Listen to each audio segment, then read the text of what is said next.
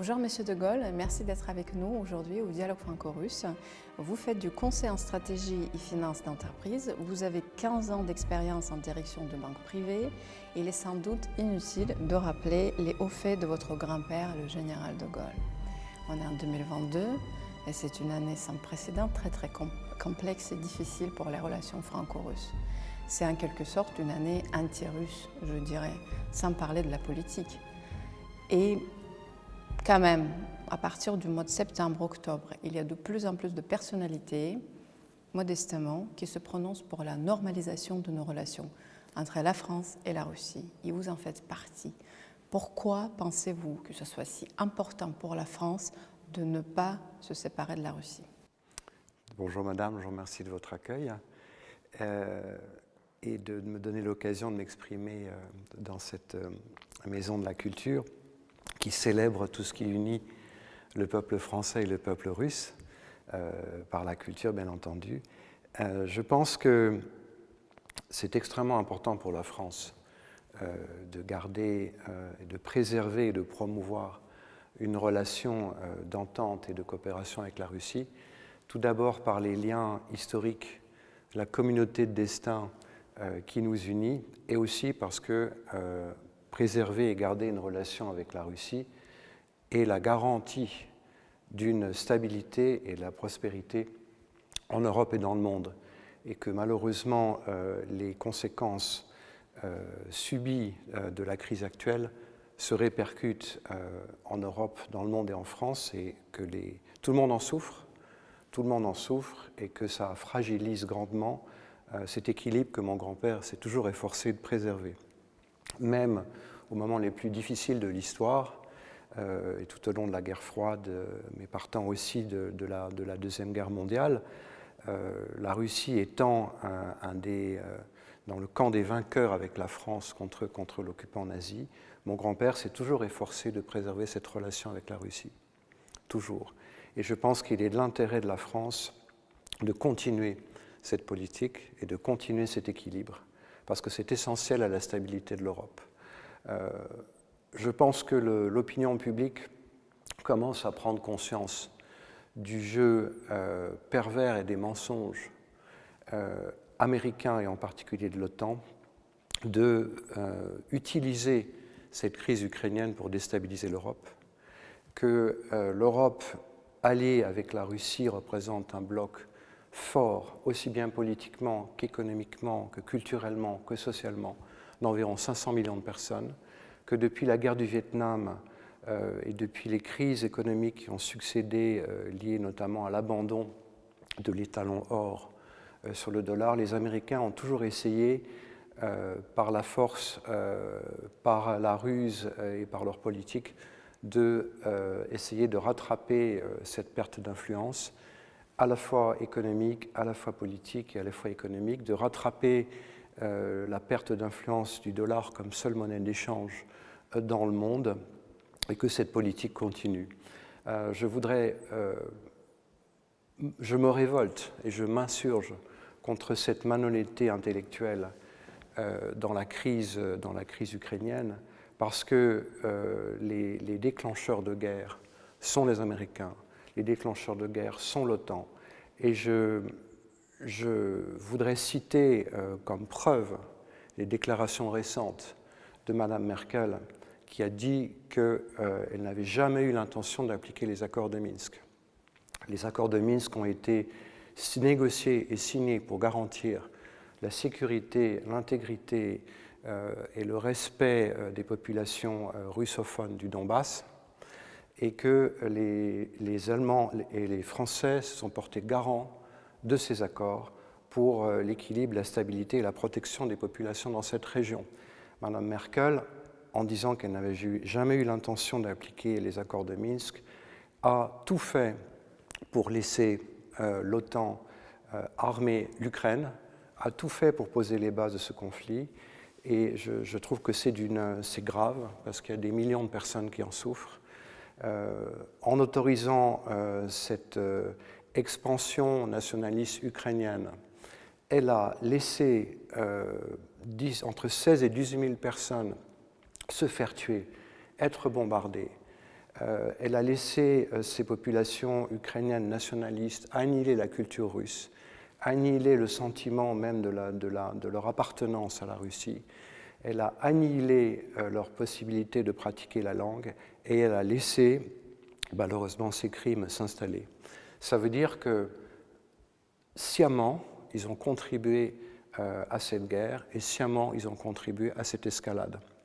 Les États-Unis continuent malheureusement cette escalade militaire dont les populations ukrainiennes sont les premières à souffrir, mais aussi les populations européennes.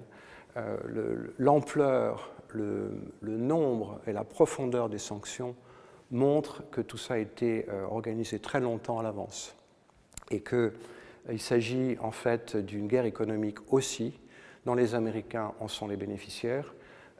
Les Américains vendent leur gaz 4 à 7 fois plus cher aux Européens qu'ils le font pour leur propre pays.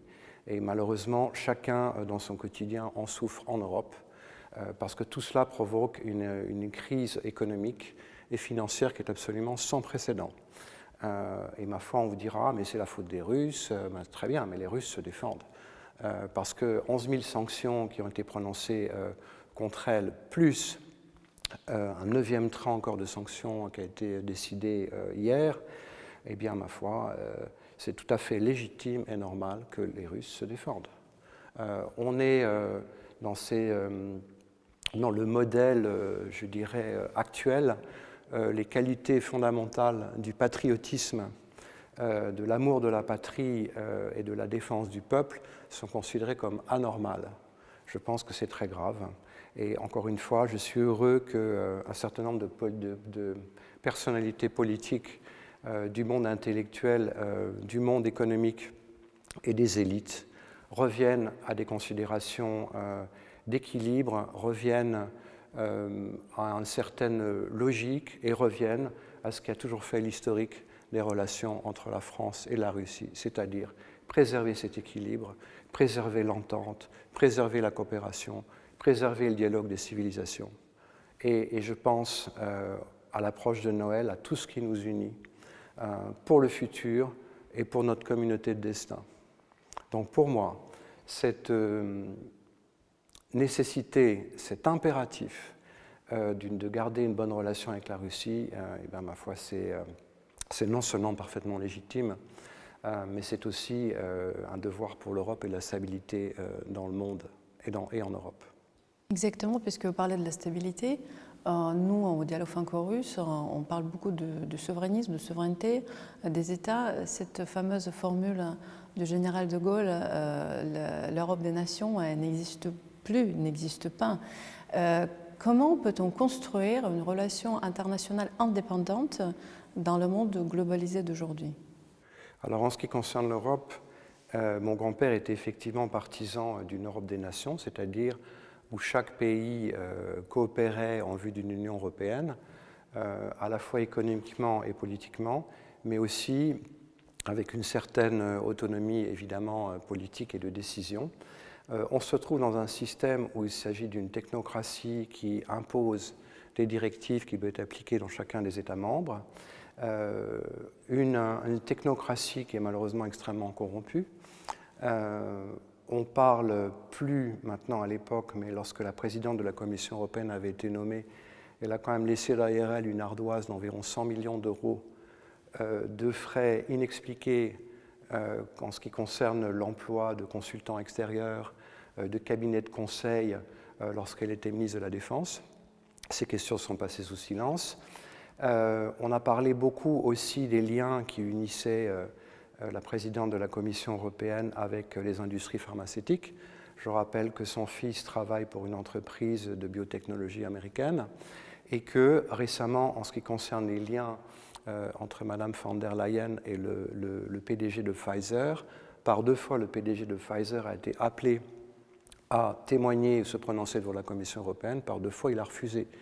J'aimerais bien qu'il y ait un peu plus d'honnêteté et de transparence au niveau de la Commission européenne qui édicte certaines lois, qui sont des gens qui ne sont pas élus, qui n'ont en aucun cas le respect de la parole donnée. C'est malheureusement le mal des dirigeants européens d'aujourd'hui. J'aimerais bien qu'il y ait un peu plus de transparence Récemment, on a vu dans l'affaire du Qatar des valises de billets qui s'étaient étrangement retrouvées au domicile d'une des présidentes de la Commission européenne. Donc, au moment où on est dans une crise majeure, une crise politique, une crise économique, encore une fois parfaitement voulue et orchestrée à dessein par les Américains et par l'OTAN, je voudrais encore une fois un peu plus de transparence et d'honnêteté dans le dialogue, et surtout le respect de la parole donnée. Encore une fois, si l'Allemagne, si la France, si l'OSCE, qui s'était porté garant des accords de Minsk, avaient respecté leurs paroles, nous n'en serions pas dans la situation actuelle. Le général voulait toujours poursuivre, et vous venez de le dire, la relation avec la Russie à toute époque. Et dans ses mémoires de guerre, justement hier, avant notre rencontre, je lisais les extraits de son voyage en Russie en 1944, quand elle a rencontré Staline. Et je me permets donc de citer: je notais à quel point le fait que la Russie et la France s'étaient séparées l'une de l'autre avait influé sur le déchaînement des ambitions germaniques. Face au danger germanique, l'action commune de la Russie et de la France était dans la nature des choses. Le général considérait la relation franco-russe naturelle. Il le répète à plusieurs reprises dans différents extraits de ses mémoires. J'ai envie de vous demander, est-ce que vous pensez que le gaullisme actuellement est encore vivant en France ? Qui sont ces politiques, peut-être à votre avis, si vous pouvez les nommer ou pas, ou comme justement comme l'héritage du général? Écoutez, je ne vais pas prendre parti pour un homme politique en particulier en France, si ce n'est que je suis contre la politique qui est pratiquée actuellement par le président de la République et son gouvernement, notamment en ce qui concerne la relation avec la Russie. Je pense que, comme j'ai dit souvent dans des interviews, on ne fait pas du en même temps avec des pays aussi forts, aussi entiers, aussi importants que la Russie, que la Chine ou quand même l'Algérie. C'est ne pas comprendre la culture russe, c'est ne pas comprendre la mentalité, c'est ne pas aussi respecter toute l'historique, toute l'ancienneté, toute la proximité des relations que l'on a eues avec la Russie.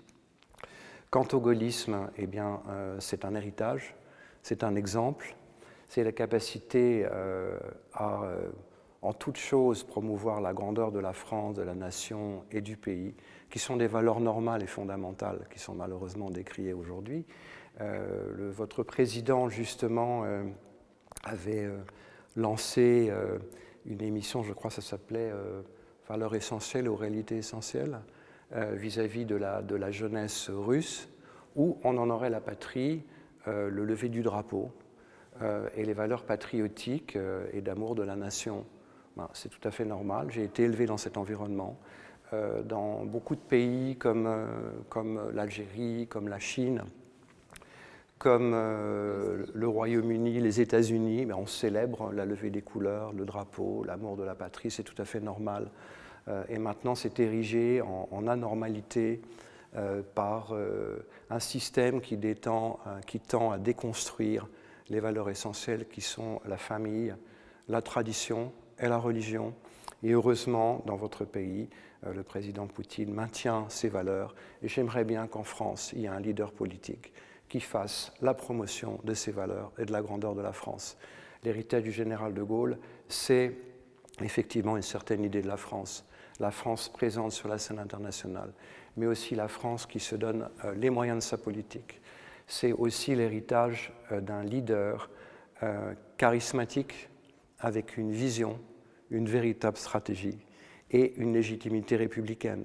Je pense que développer une relation à l'international de façon indépendante, c'est avoir évidemment les moyens de sa politique, mais avoir aussi toute cette perspective d'anticipation, de décision, c'est avoir une stratégie claire, c'est avoir une vision claire, c'est avoir des messages francs, des messages précis, une véritable stratégie pour les Français et pour le peuple que ces leaders représentent, puisqu'ils sont au service du peuple, ils sont au service de la nation, ils sont au service de la patrie. Et ils doivent en toute chose promouvoir et porter les valeurs de leur pays. Malheureusement, je ne vois pas de figure émergente en France qui reprennent ce flambeau. Mais mon grand-père a œuvré toute sa vie pour la grandeur de la France.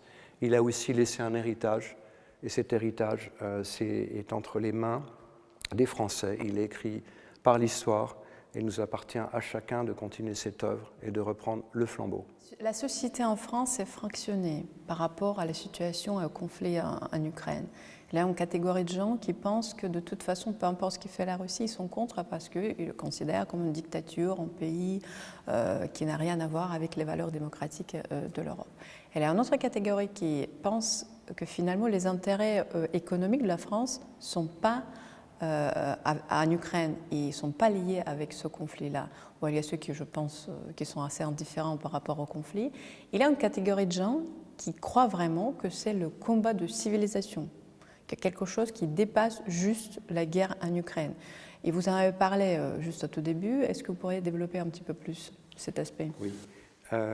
Alors, ce conflit a des répercussions dans le monde et dans l'Europe. Ça a provoqué, par la volonté des Américains de l'OTAN et largement entretenue par la Commission européenne, une crise fondamentale et majeure qui touche le quotidien de tous.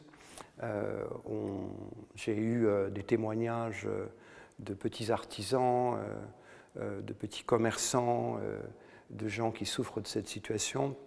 Des boulangers, à peu près 50% d'entre eux sont en faillite, aussi bien en France qu'en Belgique et en Europe, parce que leur facture d'électricité est passée de 1 500 € par mois à 5 000, qui rend la poursuite de leur activité totalement impossible, et ce qui va jeter des centaines de milliers de personnes en Europe au chômage et dans la crise. Cette crise est grave parce qu'elle aura des répercussions qui vont beaucoup plus loin.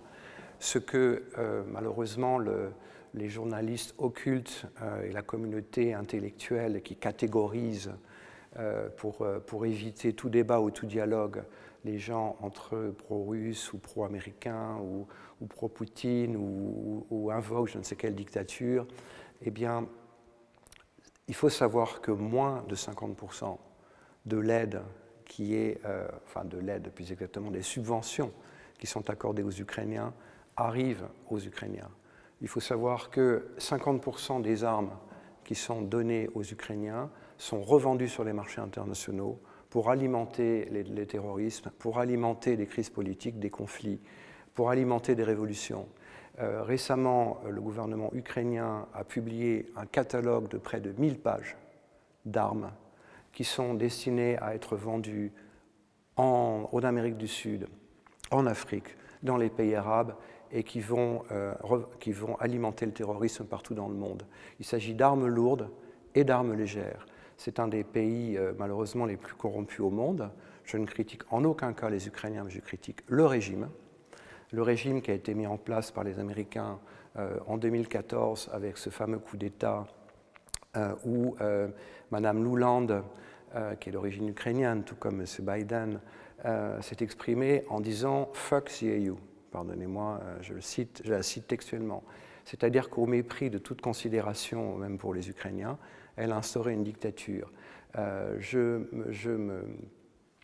m'insurge et je suis scandalisé qu'en France et en Europe, on fasse l'apologie d'un bataillon qui s'appelle Azov, qui utilise les mêmes emblèmes que ceux de la division d'Astreich.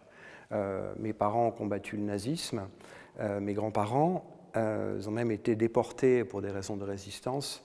Et pour moi, c'est absolument scandaleux que l'on fasse la promotion de gens qui ont massacré, tué, discriminé des populations dans le Donbass. En 2019 déjà, les déclarations du plus proche conseiller de ce qu'allait être le président Zelensky, Arestovitch, disait dans une interview de février 2019 qu'il fallait absolument faire une guerre contre la Russie, qu'il la souhaitait et que de toute façon, ils allaient recevoir subventions, armements, soutien de l'Union européenne, soutien de l'OTAN, et que l'Ukraine ne pouvait pas perdre. Les Américains ont d'ailleurs totalement trompé la population ukrainienne et le gouvernement ukrainien en ce qui concerne la victoire tout à fait, à mon avis, irréaliste de l'Ukraine dans cette guerre. Parce que de toute façon, le grand perdant de cette guerre, c'est la population ukrainienne elle-même, et aussi, par effet de conséquence, l'Europe, avec toute la crise dans laquelle elle s'est engouffrée de par la volonté des politiques. C'est très très triste en fait. C'est la C'est souffrance triste, de mais l'Europe, c'est la souffrance des peuples. Je crois à cette résurgence, ce retour aux réalités. C'est pour ça que c'est très important pour moi de dénoncer tous ces mensonges et toute la logique qui a conduit à ce conflit. Mais dans ce conflit, on essaie de nous faire croire que la Russie est isolée. C'est totalement faux. D'abord parce qu'il y a des gens qui sont conscients des enjeux et des réalités, à la fois en France, en Europe et dans le monde, parce que ces personnes sont chargées de rétablir les vérités fondamentales, de dénoncer les mensonges et de dénoncer la logique qui a conduit à cette guerre. Maintenant, je crois aussi au renouveau, je crois aussi à la reconstruction qui suivra, tout simplement parce que, et je reviens à ce que vous disiez de mon grand-père, on ne peut pas se passer de la Russie. On ne peut pas se passer de ce continent en soi, ce n'est pas tout à fait un continent, mais c'est en tout cas le plus grand pays du monde, qui, de par sa géographie, sa culture et son histoire, représente un potentiel économique, politique, industriel, géopolitique et culturel absolument considérable. La Russie, dans cette crise, tire parti, à mon avis à juste titre, d'une réorientation des centres d'intérêt politiques, économiques et financiers vers l'Est, et sera un des arbitres de ce qu'on appelle l'Eurasie, c'est-à-dire un continent fantastique qui réunit à la fois l'Europe et l'Asie, et qui verra émerger des nouveaux centres de décision. Malheureusement, l'Europe va rater le train de cette opportunité qui est absolument fantastique, sachant que l'Eurasie est un continent qui se suffit à lui-même.